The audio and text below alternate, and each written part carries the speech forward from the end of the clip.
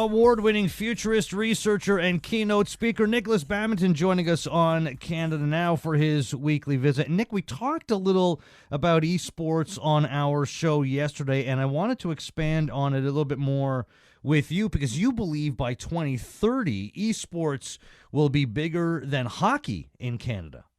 Yeah, it's interesting. A couple of years ago, I was at a dinner party, and there was someone there that was working for a very large hockey franchise. And that's what they said to me. By 2030, the internal discussions had been that they fully expect to be selling more tickets for kids wanting to come and watch esports regularly than they would be selling tickets for hockey. So it was wild as an idea back then, but I traveled to South Korea a couple of years ago as well. And there are TV channels just dedicated to watching esports. And I was like, okay, that country is obsessed with esports. And when that starts to spread, it's going to be incredible globally. Well, you know, on a much smaller scale and a much smaller sample size, my kids, they love video games. Like, honestly, if I handed them an iPad, I'd never see them again. Like, if I wanted to, they could just be self-sufficient and just sit there and never look up again. So you got to control that. And be on top of that. But it's funny, of late, like they've gotten really into video games to a point where they will watch others. Like we'll go on YouTube together and they want to watch video games. They want to watch people playing video games, and a lot of stuff that they're picking up on, like in terms of sports, is on sporting video games. They're picking up, they're learning different rules of sport based on video games instead of actually watching the sport. Not sure how I feel about that. Well, you know what's really interesting? If you look at Twitch, and Twitch is one of the platforms that you go to watch live gaming, and I'm looking at a live dashboard right now. 3.7 million people are watching computer games right now on Twitch. People playing computer games. And what's really interesting is, you know, there's a broad appeal. For the kids that still play games, they're learning how to be better gamers. And for people like you and I, who may have spent a bunch of time playing games when we were younger, but we don't really have the time to invest, we can kind of quietly watch it in the corner as we're working on our computers and kind of still get some sort of buzz from that sort of gameplay. And these people that are playing are entertainers as well. You watch people like Dr. Disrespect and Ninja and Tfue on Fortnite or whatever, or the players on League of Legends. They don't say too much because the gameplay is pretty serious. But you know what? This is it. This is the new world of entertainment, which is, you know, virtual environments and the rectangles that are in front of us. And I just think that it's really exciting. As someone that's been playing computer games for over 40 years on computers, I just think that now we've got these platforms and we've got these channels and these people can make money.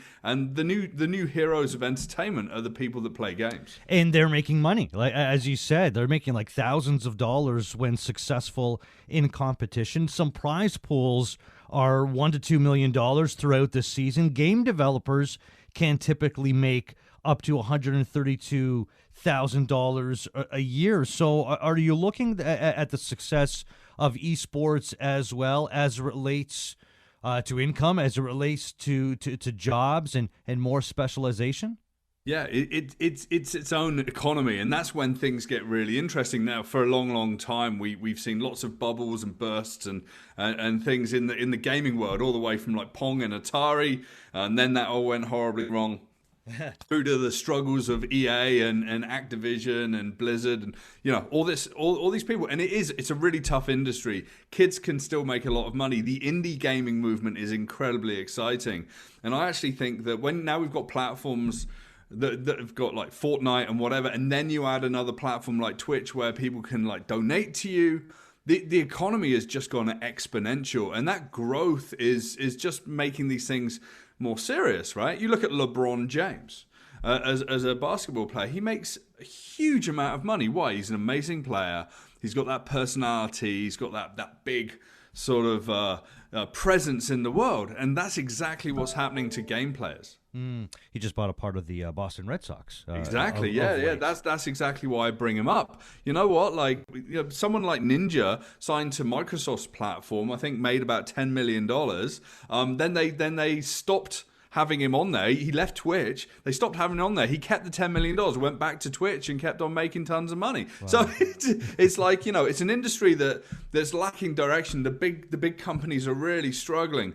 The people building games are constantly evolving, and this is great for the industry. And the kids, you know what? Your kids, my kid's only super young, but why can't my kid at the age of 12 have like 4 million followers and make 5 times more money than I make per year? That's a future I'd like to see, Jeff. Yeah, well, let's get them started earlier then, Nick, so that maybe we could take an early retirement, have them working. Exactly. I'm into that.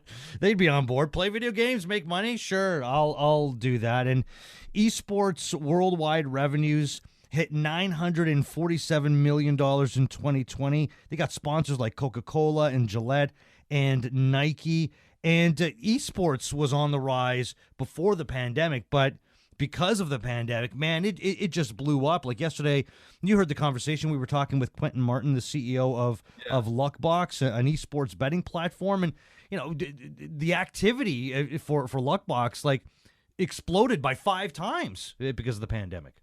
Yeah, because suddenly, like, people were going into these virtual worlds. And what's interesting is you've had NBA players playing basketball online. You've had soccer players. The EA in the English Premier League created a virtual substitute for football fans for FIFA 20 with the Stay and Play Cup. And like, they played. People watched their favorite players probably suck playing FIFA 20 more than, like, the kids, right? It's that like equalizer. And one of the big experiences in 2020, and I've spoken a lot about this in terms of entertainment and virtuality in the world, was Zwift, which is you can basically get a trainer for your bike, take off the back wheel, put it on the trainer. You've got sensors there. You attach it to this platform called Zwift, and then you could take part in the Tour de France last year. The Tour de France was cancelled, and then it got pushed out, I think, till like August.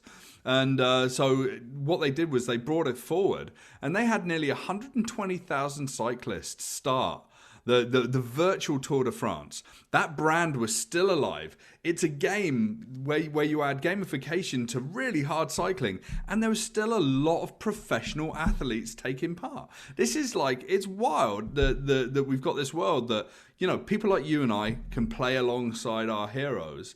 And whilst we might not be as amazing as them, we still feel that we're part of that experience. And I think that is one of the benefits of esports that's really going to make it shine in the next sort of 10 years. Yeah, I think F1 drivers as well. Like, they've taken part in something like that. They couldn't race for a while, so they took to esports. Yeah, absolutely. These virtual environments, and you can buy, you can buy steering wheels. You can literally feel like you're driving a car without having the G-forces, but you've still got that rush. And maybe eventually with, virtual reality sort of coming to play in this a little bit more, we're really going to see something impressive. One thing we have to realize, Jeff, the biggest YouTuber in the world, PewDiePie, right? He started off being a gamer, and he's still a gamer. That's it. It's the biggest thing in the world, I think, online right now in terms of content and entertainment. Yeah, well, and look, video games, I mentioned it yesterday, video games don't depend on weather. They can be played at any time year-round. 5G is enabling improved mobile streaming. Social sites, as you mentioned, are showing esports and celebrities. You mentioned LeBron James, but Will Smith, Michael Jordan, they're investing. So there's, in a lot of different ways, there is this push forward with esports. Yeah, and I think that what we're going to have is we're going to have the franchises out there, whether it's NBA or NHL or soccer, or as an Englishman I like to call it, football.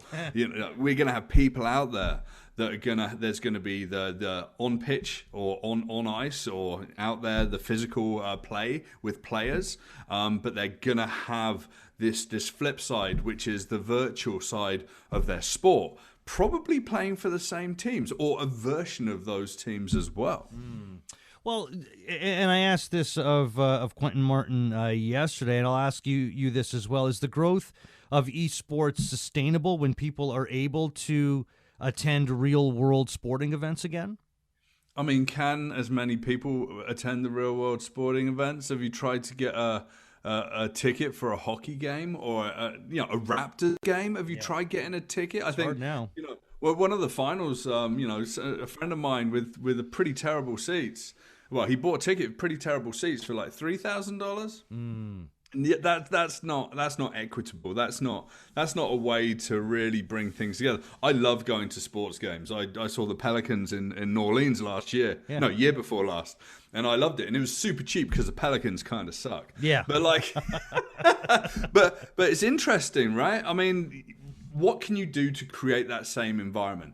It's difficult, but you can kind of create that intimacy through the screen, and then you can bring all those kids that are playing esports into an arena, and you can create that intimacy through the screens in their hands, through being there, and by watching these like 18-year-old kids winning $1 million plus for, basically, being masters of these games that have been created in the minds of sort of the games masters and these big gaming companies that are trying to really create a new form of entertainment that's going to take over the world. Yeah, and it's gonna up the game everywhere. It's gonna esports will get better, and real live action sports will get better as technology marries the real life. Check out NikolasBadminton.com. Futurist researcher, keynote speaker Nikolas Badminton. Always a pleasure, buddy. We'll talk again in a week.